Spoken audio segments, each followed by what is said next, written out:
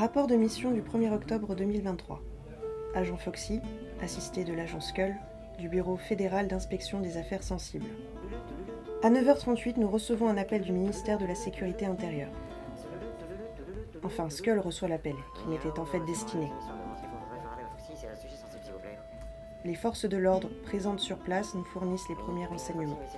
Lors d'une fouille archéologique dans les bois de Breux, sur un site lié aux premiers Templiers, les archéologues ont découvert le 29 septembre un caveau avec plusieurs dépouilles de Templiers, mais surtout, une des premières paires de lunettes de l'époque, ainsi que des croquis représentant des créatures chimériques. Dans la nuit du 29 au 30, un groupe de personnes, grossièrement vêtues de fourrure et de peau, ont agressé les archéologues, armés de bâtons. D'après les victimes, ils poussaient des grognements et plusieurs avaient les yeux bandés. Les lunettes datant du IXe siècle ont été dérobées. De plus, les archéologues affirment avoir aperçu des créatures inconnues faisant penser aux créatures sur les croquis. Une copie de ces croquis nous ont été confiés le matin même. L'agent Skull et moi-même débattons brièvement de l'ordre dans laquelle nous allons explorer les pistes, puis nous partons dans les bois.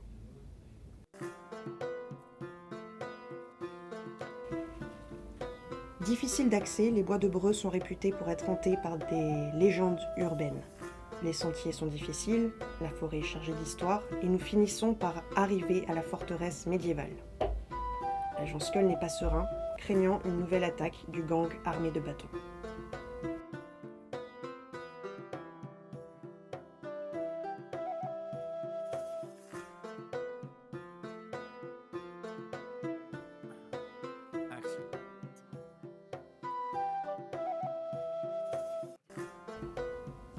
En utilisant plusieurs techniques de psychométrie de police scientifique, je parviens à reconstituer les événements funestes qui se sont déroulés ici 1000 ans plus tôt.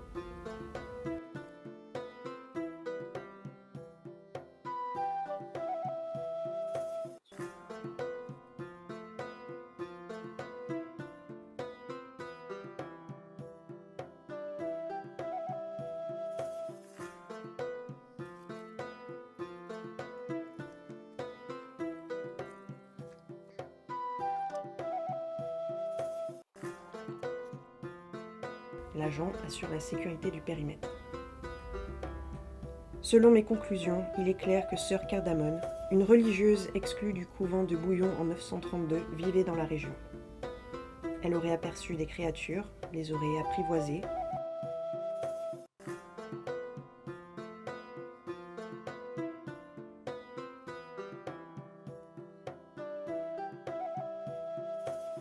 et réalisé les croquis retrouvés dans le caveau.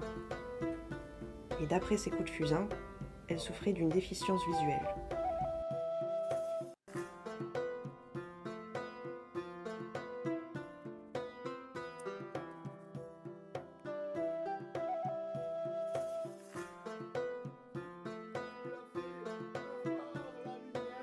Il est très probable qu'elle aurait croisé la route d'un moine templier de retour de croisade.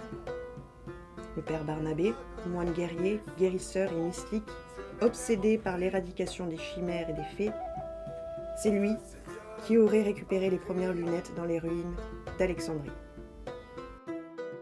Ce sont des créatures de Satan. Il ne faut pas les voir. Lunettes qu'il aurait utilisées sur des myopes et des malvoyants, prétendant réaliser un miracle pour recruter dans sa compagnie du Seigneur clairvoyant. Les créatures du Seigneur dans la netteté des choses. Un beau...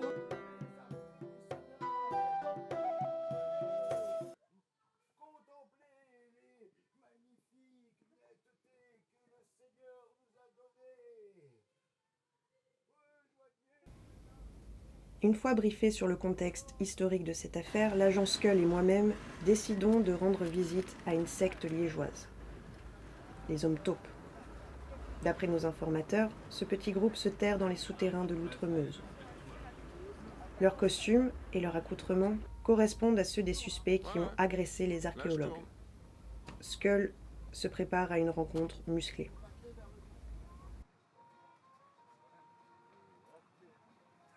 Voilà, je l'ai.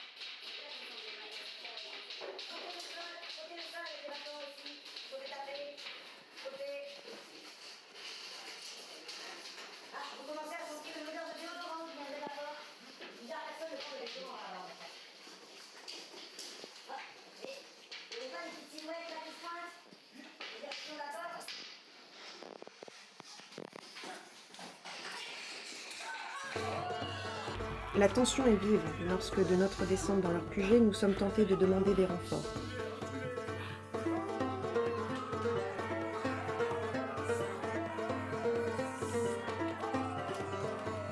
Je fais une tentative de désescalade en comprenant que c'est en fait nos lunettes de service qui provoquent leur réponse agressive.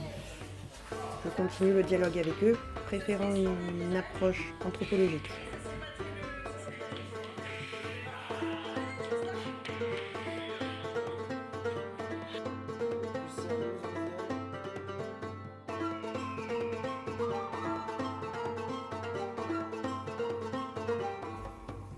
Nous acceptons de participer à leur jeu, nous apprenons ainsi que petit 1, ils sont bien responsables de l'agression.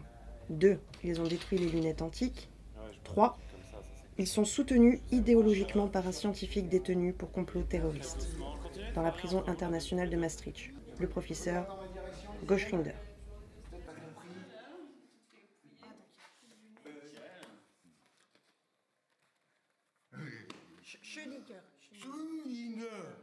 Schrödinger. Nous parvenons à nous extraire de leur culte et nous rentrons au bureau pour consulter les archives. Un enregistrement des déclarations de Goschrinder nous éclaire partiellement sur cette séquence d'événements. Selon la mécanique quantique, le pouvoir de l'observateur est de fixer la réalité. En utilisant des lunettes et d'autres instruments d'observation, on détermine l'état, l'existence même de quelque chose ou de quelqu'un. Plus on observe précisément, plus on fait disparaître ce qui pourrait être.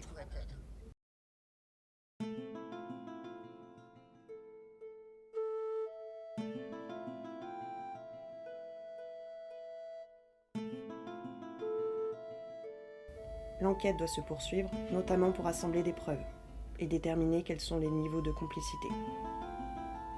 À 16h56, nous recevons une boîte, fermée et sans indication.